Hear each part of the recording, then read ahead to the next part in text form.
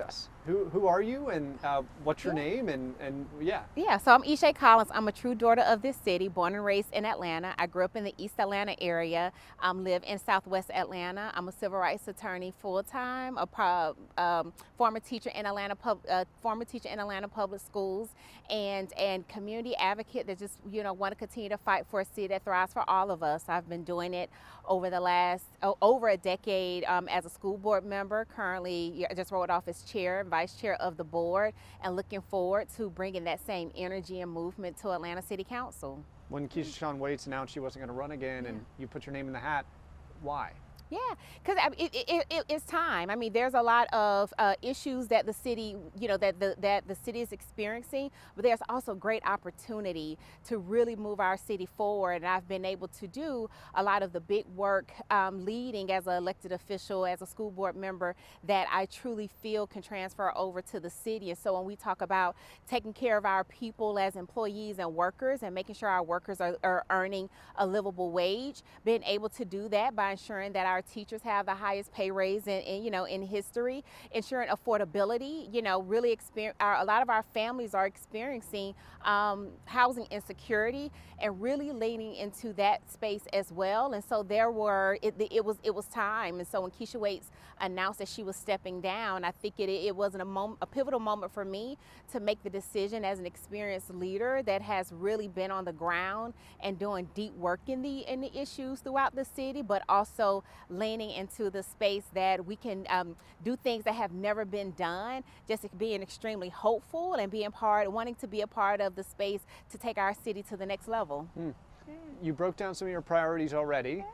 Yeah. What are some of your top focuses should you be elected? Yeah, absolutely. Affordable living is key for our city. It is extremely, extremely important that we move with a sense of urgency and a sense of innovativeness to ensure that everyone in Atlanta can afford to stay and live in Atlanta. And that's taking care of our young families that are moving to the city, but also our legacy residents that have been, the thread that has kept our city together for generations. I truly feel that ensuring that we have safe and healthy neighborhoods throughout the city is key, and being okay to talking about the equitable part of that, and making sure that we're supporting our communities that reflects the diversity and the beautifulness that make each one of our communities distinct. I'm very key on accessibility. We have to address accessibility in this city, and making sure that everyone can move throughout this city easily as possible. We still have areas in Atlanta that is transit dependent, that really can't get to certain parts of the city where a lot of the jobs and the economic opportunity is.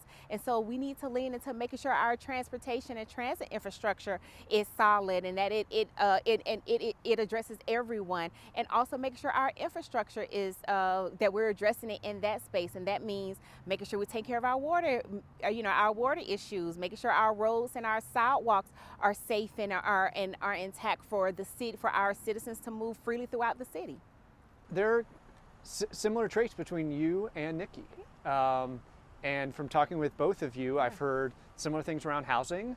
I've heard similar things around the need for improved public transportation. You both have backgrounds in education.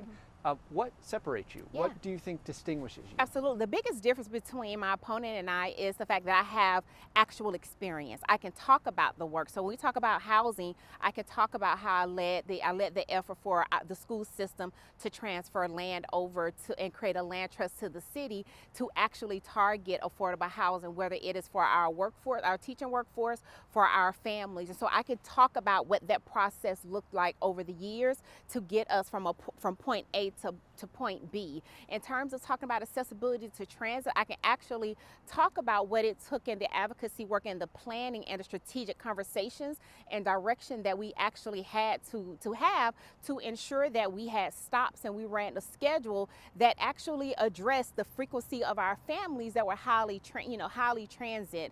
When it comes to compensation, when we were able to secure the highest compensation for all of our teachers, I could talk to the city. I could actually talk about what that process process was like.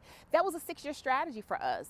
I was vice chair at the time. I chaired the policy committee, and over time was able to work that plan. And so I think that is the big difference between my opponent and I. I can not only talk about the vision that I have for Atlanta, I can actually show and have the evidence of how we were able to get it done. And I think that's what Atlanta needs in this seat, knowing that they have an experienced leader that has done the work and also can show how to take a visionary platform and truly make it happen, and also one that is responsive, one that is transparent, and one that is proactive is extremely key. It's important for us to take ourselves out of City Hall and come to our communities. And so I can also show how I've been able to engage our communities and making sure everybody's voice is heard and everyone has a seat at the table, even if they're not physically in the room.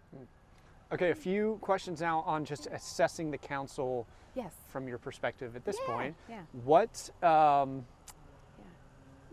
an area of the budget that you would like to see more money go to? Yeah, so I think in the budget I would like to see a lot more money go into, again, I firmly believe in compensation. I truly feel that if we take care of our workers are going to take care of our city and take care of our people. And so we have to send a message of what investing in that culture looks like. I also think we need to invest more money into our, what we call our community services programs, so our parks and recs and those additional programs that support our seniors, and also our housing. And of course, the most important piece is our affordable trust fund, ensuring that we are investing more dollars to provide, whether it is rental assistance, the freezing of our property taxes for legacy residents, increasing our housing stock, and really investing more dollars in those spaces. Where would you pull money from? Yeah, so I think there's a couple of places that I would look, not necessarily, I would say pull money from, I would say repurpose. So I would say in terms of repurposing money, I definitely think there's conversation for us when we're talking about our police alternative programs. I know there's a big conversation in terms of PAD, but just moving beyond what's happening with PAD, thinking about how we can truly support our communities differently when it comes to our police alternatives and safety. So let me just make sure I understand that. You would repurpose some of the money that's going towards alternative approaches, and is that, or would you like to see more money? I'm trying to understand. Oh yeah. So what I would repurpose money in terms of our comprehensive public safety strategy, and ensure that we are truly investing in whether it's police alternatives or even increasing safety measures, based on community needs. I know there's been growing conversations about what our intent was with the Atlanta Detention Center. I truly would love to see that come to fruition, based on Mayor Bottom's vision and what Mayor Dickens has committed to as well. To use it as a diversion center? Yes, is that what absolutely. You're talking about? Okay. Yep, to use it as a diversion center for our mental health supports in that regards. And so, and then there is a budget item that doesn't get talked a lot. It's called non-departmental, and I think I'm just doing a deeper dive to see if there are savings in that space, or there are opportunities for us in that regards to increase investments in other spaces throughout the city. One of the biggest issues that the council faced over the last year, 2 years, has been Cop City, the Public Safety Training Center. Yeah. I'm not going to ask, do you think it should be built? Because it's basically built at this point, and it's set to open next month. Yes. I'm going to ask, how would you have handled the process differently? Yeah. Thank you for that question, because I think it's very clear that Atlanta, based on what we've historically seen recently, there is the need for us to have a new police, a public safety training facility. And with the understanding, it's just not for our police officers. It trains our EMS workers. It trains other post-certified individuals that need to get that training. What I do think I would have done differently is engagement. Community engagement is key. When you're making big decisions of that magnitude that can truly have transformative change in a city and community, you definitely have to bring the community along and make sure you have that buy-in. And so I've been very vocal about that is a process. If I was a city councilwoman at that time, that I would have leaned in more for us to for us to engage the community more, to make sure we had an understanding and more buy-in in that regards. And I would not have felt comfortable probably moving forward until I ensure that every voice was heard, and moving in a space where everyone, you're not going to get 100%, but there's a common ground, a compromising point that we should have been in, that I think we definitely missed an opportunity, definitely missed the opportunity with.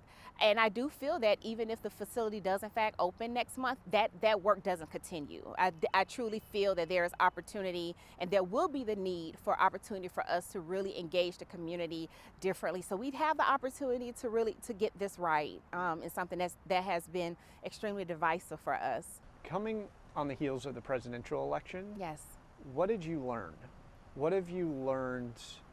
I think so many people still are processing Yes. what this means. Are there any takeaways that you learned from that election, the results, or the campaigning from both sides, that you would now take to inform you as a potential elected official? Yeah, I struggle with that. I struggle with that. I think we're still processing, right? Today is a week from, from election day. And, I think for me, I in full transparency, being a Black woman that really had the opportunity to, to elect the first Black woman president, and being in a space where, often feeling overqualified, but often being deduced to not being, I think that's one that set with me personally. And so when I think about leadership in that regards, what I take away from that election is that the fight continues. That even now more than ever, our voice and our presence and our advocacy in these spaces are even more key to make sure that our community knows that there's a protected interest, that there are leaders that will continue to fight to make sure that we all have that we're all able to live a quality, thriving life. I think the election also for me showed that what we are truly as a country.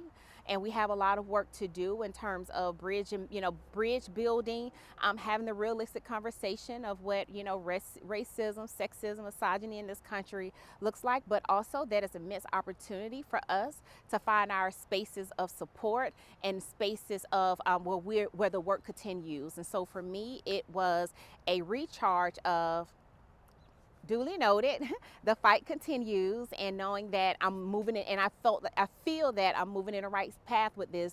It's more key now than ever that that I am elected in this seat, for communities that feel often marginalized to know they have a person at the table advocating for their best interests. Is there anything else that I didn't ask you about that you would like to get across?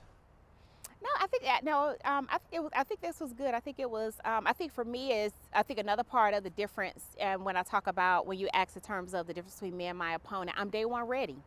I've been doing the work. I've been at the table. I have the governance and policy experience. Again, as I shared with you, I could not only talk about the work, but I could also show you how we can actually, get that done. And I think there is a comfort level with that Atlanta knows that in this race, they have a candidate that is truly experienced and actually can dive in and get the work done. And also being familiar with the way that I lead, and that I'm very community driven, boots on the ground oriented in that regards. And I will continue to be Eshé in this regard. Looks forward to serving the city well.